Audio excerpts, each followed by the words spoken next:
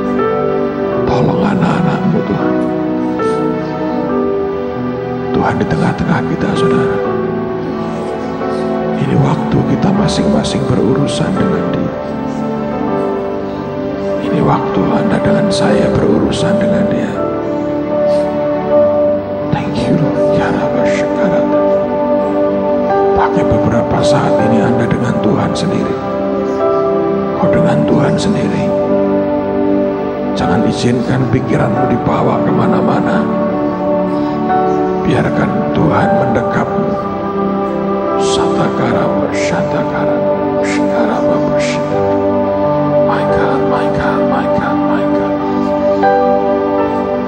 Makasih Tuhan, makasih Tuhan, makasih, makasih. Tuhan, Tuhan, Tuhan, Tuhan. Tuhan, Tuhan, Tuhan. Tuhan, Tuhan. Jesus. Oh Jesus. Jesus. Oh Jesus.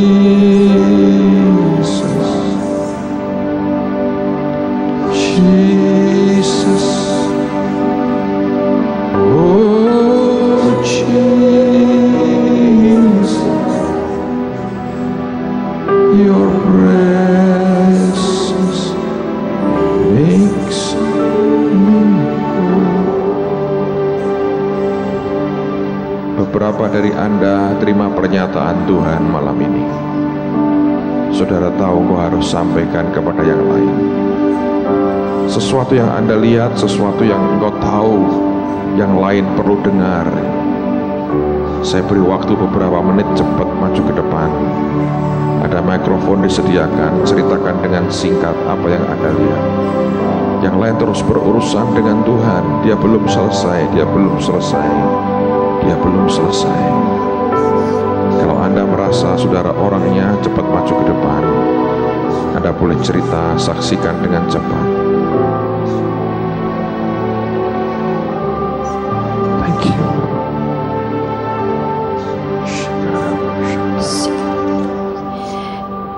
Saya waktu melihat Tuhan Yesus ketika Pak Agung naik mimbar, mulai menyembah, dan saya lihat malaikat itu datang begitu banyak yang lewat jalan di tengah ini. Di antara kiri dan kanan, malaikat itu memuji dan menyembah Tuhan. Kemudian Tuhan Yesus masuk di dalam ruangan ini.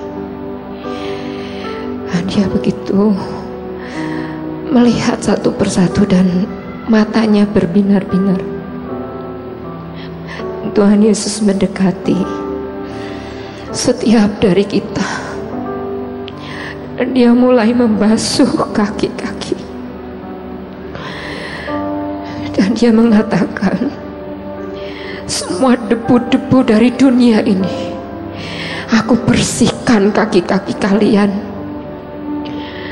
Aku ingin semua anak-anakku dapat berjalan mengikuti Aku, supaya tidak memikirkan keinginan-keinginan pribadi, tapi mau dan rela mengikuti Aku, terus berjalan bersama dengan Aku. Dan saya melihat setiap kita semua tidak ada satupun yang terlewatkan. Kakinya dibasuh, dibersihkan, dan Dia mengangkat kita untuk berjalan bersama dengan Dia.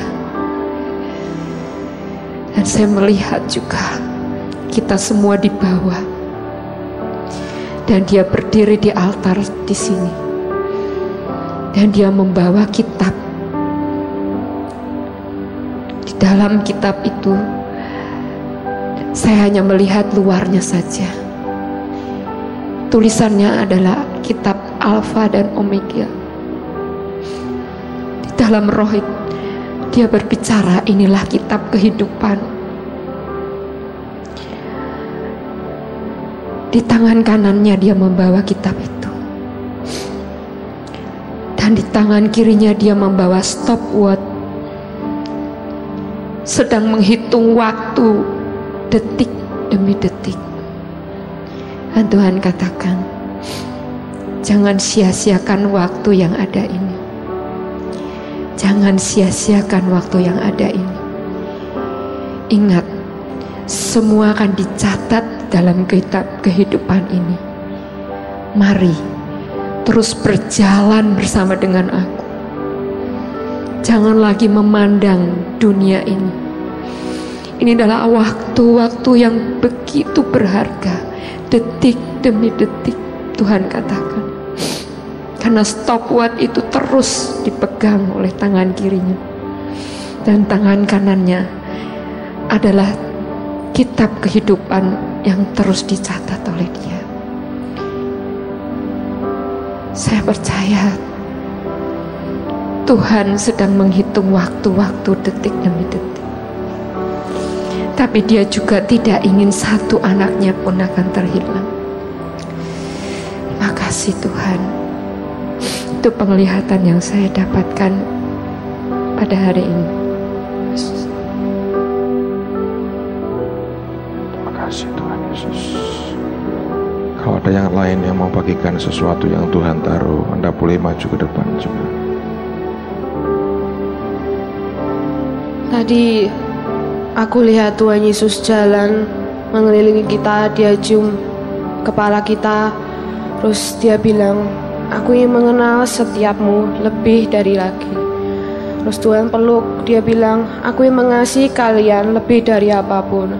Waktu itu terus dia berdiri di tengah sini, dia bilang, betapa sakitnya hatiku ketika kalian meninggalkan aku, seperti aku ditinggalkan oleh kekasihku. Itu yang aku dapat. Makasih Tuhan, makasih Tuhan. Thank you Lord. Kalau masih ada, Anda boleh cepat ke depan.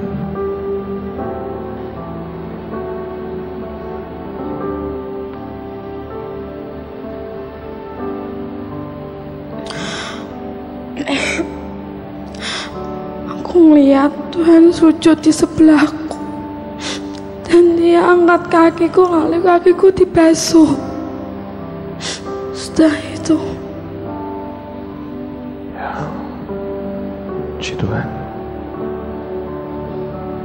Peneguhan dari apa yang pertama tadi tetap dalam hadirat Tuhan, saudara. Aku melihat aku tadi dipeluk sama Tuhan. Aku dicium kepalaku.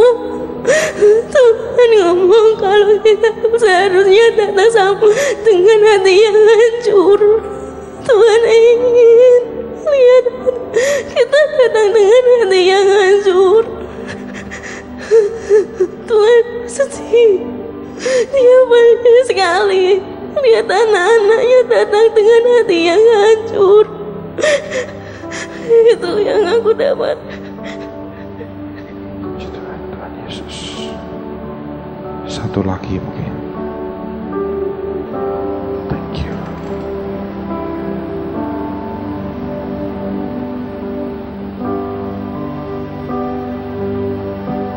Tadi aku lihat waktu pertama kali penyembahan, itu selendang putih udah mulai turun dari atas. Terus Tuhan datang dengan keretanya begitu indah banget. Dia keliling di atas kita, terus berhenti. Pada saat berhenti, Roh Kudus bilang suruh nyembah, seperti kita nyembah nunggu raja. Aku nyembah, kemudian dia datang. Ya sekarang ada di tengah. Waktu kita pujian penyembahan, Tuhan Yesus cuma ngomong, kamu anak-anak maunya aku tuh dengan kerinduannya amat sangat, seperti kayak kita merindukan kekasihnya. Dia pengen kita bener-bener ngasih seperti kita cinta mati sama dia, nggak bisa berpaling dengan yang lain. Terus waktu nyanyi Draw Me Closer, Dia cuma bilang, aku tuh udah di depan kalian. Apa kalian gak lihat? Nih lo, aku sudah di depan matamu. Aku sudah ada di kamu. Tuhan cuma pengen kita datang dengan kerinduan yang amat sangat, dengan hati yang hancur dan hati yang selalu mengharapkan Dia. Itu yang saya lihat. Makasih Tuhan. Makasih Tuhan. Makasih.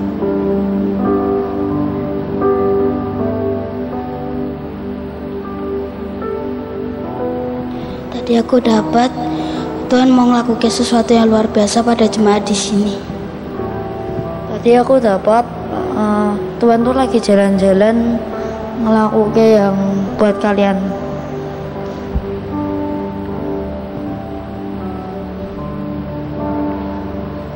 Jesus, oh Jesus,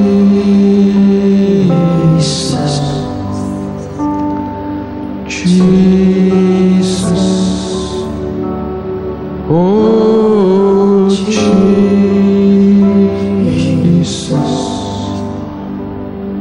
Jesus, oh Jesus,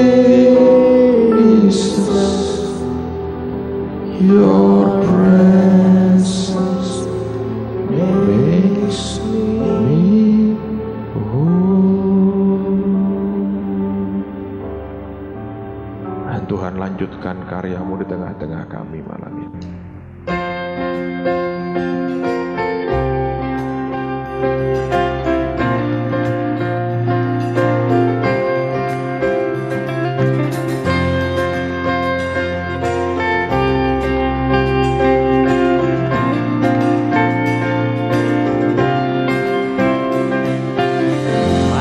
Before you today,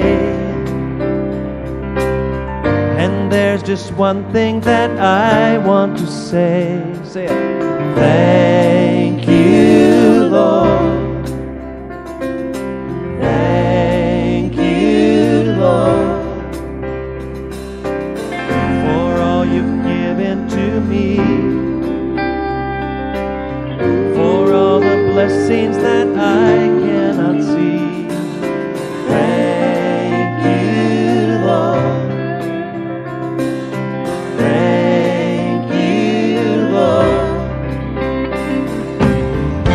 Grateful heart, with a song of praise, with an outstretched arm, I will bless your name and thank you, Lord. I just want to thank you, Lord. Thank you, Lord. I just want to thank you, Lord. Thank you, Lord.